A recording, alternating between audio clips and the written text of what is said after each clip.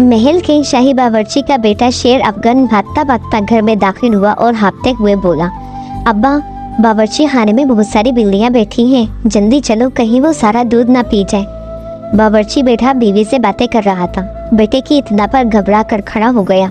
बादशाह सनाबत को पता चल गया कि बावर्ची खाने में बिल्लियाँ भी आने लगी हैं तो मेरी मुसीबत आ जाएगी।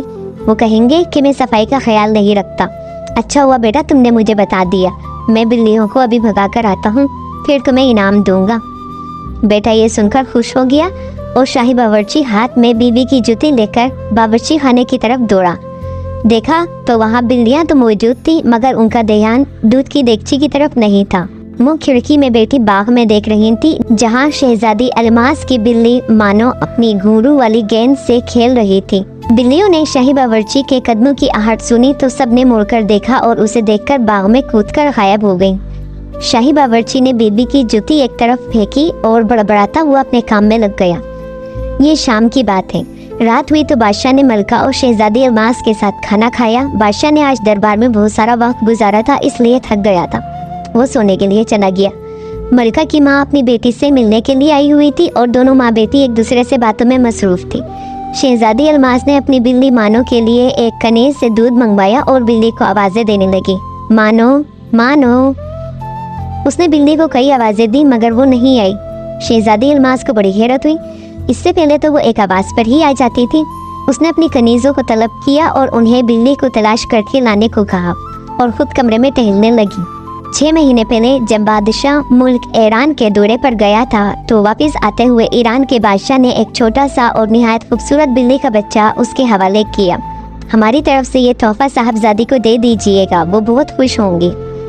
बिल्ली के बच्चे को देखकर शहजादी अलमास बहुत खुश हुई। उसी वक्त लकड़ी के माहिर कारीगरों को बुलवाकर उसके लिए एक आरामदायक घर बनवाया गया। उस घर में बिछाने के लिए रेशम का गद्दा और तकिया तैयार हुआ। 2 चांदी की प्लेटें बनवाई गई। शहजादी ने बिल्ली के गले में एक सोने की जंजीर भी पहना दी थी। इस सोने की जंजीर में नन्हे नन्हे हीरे भी जड़े हुए थे। ऐसे ठाट बाट में रहते हुए 6 माह बीत गए थे। शहजादी अलमास को बिल्ली के बगैर एक पल भी चैन नहीं आता था। उस वक्त भी वो सख्त परेशान थी और दुआ कर रही थी कि उसकी बिल्ली जल्द से जल्द आ जाए। काफ़ी देर बाद तमाम कनीज़ें जो बिल्ली को ढूंढने गई थी मुँह लटकाकर वापस आ गई। शहजादी साहिबा, अफसोसनाक खबर है, बिल्ली को हर जगह तलाश कर लिया है मगर वो नहीं मिली। उनकी बात सुनकर शहजादी अलमास की आंखों में आंसू आ गए। ये खबर महल में चारों तरफ फैल गई थी। मलका ने जो ये खबर सुनी और शहजादी अलमास को रोता हुआ देखा तो महल के सारे गुलामों और कनीज़ों को तलब करके हुक्म दिया कि हर हाल में बिल्ली को तलाश करके हाजिर किया जाए। रात गए तक ये तलाश जारी रही मगर बेसुध बिल्ली नहीं मिली। जब काफ़ी दिन गुजर गए और बिल्ली ना मिली तो बादशाह ने ऐलान करवा दिया कि जो कोई भी शहजादी की गुमशुदा बिल्ली तलाश करके लाएगा 500 अशरफिया इनाम में पाएगा। एक रोज़ शाम के वो शहजादी बाग में झूला झूल रही थी कि बावर्ची का बेटा शेर अफगन वहाँ आ गया। शहजादी साहिबा, आपकी बिल्ली मिली कि नहीं? उसने दूर ही से चिल्लाकर पूछा। शहजादी अलमास ने उदासी से कहा, नहीं मिली। बावर्ची का बेटा करीब आ गया। मुझे तो यूँ लगता है कि जैसे वो जंगल में चली गई है। जंगल में बहुत सी बिल्लियाँ रहती हैं। उस दिन जंगल से आई हुई बिल्लियों को मैंने भी देखा था। हो सकता है वो आपकी बिल्ली को अपने साथ ही ले गई हो और वो उन्हीं के साथ रहने लगी हो। बावर्ची के बेटे की बात सुनकर शहजादी झूले से उतर गई। तुमने हमें बहुत अच्छी बात बताई है, हम कल जंगल जाकर अपनी बिल्ली को तलाश करेंगे। अगले रोज शहजादी अलमास बादशाह के पास पहुंच गई और उसे जंगल जाने की इजाज़त तलब की। बादशाह ने कहा, हमें भी आज कोई काम नहीं है, दरबार की छुट्टी है, इसलिए हम भी तुम्हारे साथ चलेंगे। बादशाह के हुक्म पर सारी तैयारियां मुकम्मल हो गई थीं। बादशाह, वजीर और शहजादी अलमास मुहाफिजों के एक दस्ते के साथ जंगल की तरफ रवाना हो गए। जंगल पहुंचे तो एक मुनासिब जगह देखकर पड़ाव डाला गया। शहजादी अलमास इधर उधर घूमने लगी। वो दरख्तों के पीछे उनके ऊपर झाड़ियों में नजरें दौड़ाती फिर रही थी। वो बावर्ची के बेटे शेर अफगन को भी अपने साथ लाई थी ताकि वो बिल्ली की तलाश में उसकी मदद कर सके। शेर अफगन भाग भाग कर हर जगह देख रहा था। फिर अचानक शहजादी अलमास के कानों में शेर अफगन की आवाज़ आई, शहजादी साहिबा, यहाँ आइए, देखिए ये क्या है। शहजादी अलमास दौड़कर उसके पास गई। उसने देखा शेर अफगन झाड़ियों के एक झुंड के पास खड़ा है। वो करीब पहुंची तो क्या देखती है कि सामने एक छोटा सा मैदान है जिसमें हरी हरी घास उगी हुई है। उस मैदान को चारों तरफ से झाड़ियों ने घेर रखा था और ये देखकर शहजादी के मुंह से एक चीख निकल गई कि वहाँ पर कई बिल्लियाँ इधर उधर घूम रही थीं। पहले शेर अफगन और उसके पीछे शहजादी अलमास झाड़ियों में से होते हुए मैदान में पहुंचे। उनको देखकर तमाम बिल्लियाँ झाड़ियों में छुप गईं। मानो मानो, शहजादी अलमास ने अपनी बिल्ली को आवाज़ें दी।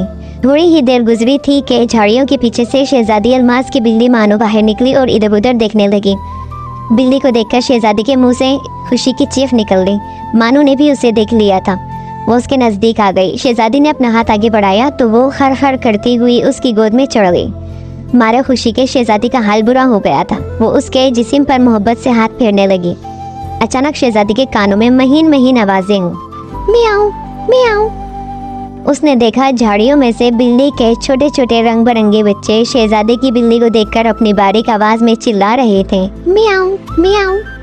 उनकी आवाजें सुनकर मानो के कान खड़े हो गए। उसने घूमकर अपने बच्चों को देखा और शहजादी की गोद से नीचे उतरी और बच्चों के पास पहुंचकर उनको प्यार से चाटने लगी। ये मंजर देखकर शहजादी को हंसी आ गई। थोड़ी ही देर में यह खबर सबको मिल गई थी कि शहजादे की बिल्ली मिल गई है। बादशाह को इत्मीनान हो गया कि अब शहजादी खुश हो जाएगी। शाम होने को दी बादशाह ने पड़ाव उठाने का हुक्म दिया और शहजादी से कहा, अपनी मानो को साथ ले लो, अब हम रवाना होने वाले हैं। शहजादी ने जवाब दिया, अब्बा हुजूर, अब मानो यही इसी जंगल में दूसरी बिल्लियों के साथ ही रहेगी। हमारे उस्ताद मुहतरम ने हमें बताया है कि जानवरों और परिंदों को कैद करके रखना अच्छी बात नहीं है। ये सब अपने साथियों में रहकर ही ज़्यादा खुश रहते हैं। हमें इन्हें कोई तकलीफ भी नहीं पहुंचाना चाहिए। ये सुनकर बादशाह बहुत खुश हुआ और फिर सब महल वापस आ गए। कुछ दिनों के बाद शहजादी अलमास ने बादशाह से कहकर जंगल के उसी मैदान में लकड़ी के छोटे छोटे आरामदायक घर बनवा दिए। उसने मानो बिल्ली का घर सब घरों से बड़ा बनवाया था और उस पर एक छोटा सा बोर्ड भी लगवा दिया जिस पर लिखा हुआ था, बिल्लियों की शहजादी मानो का घर।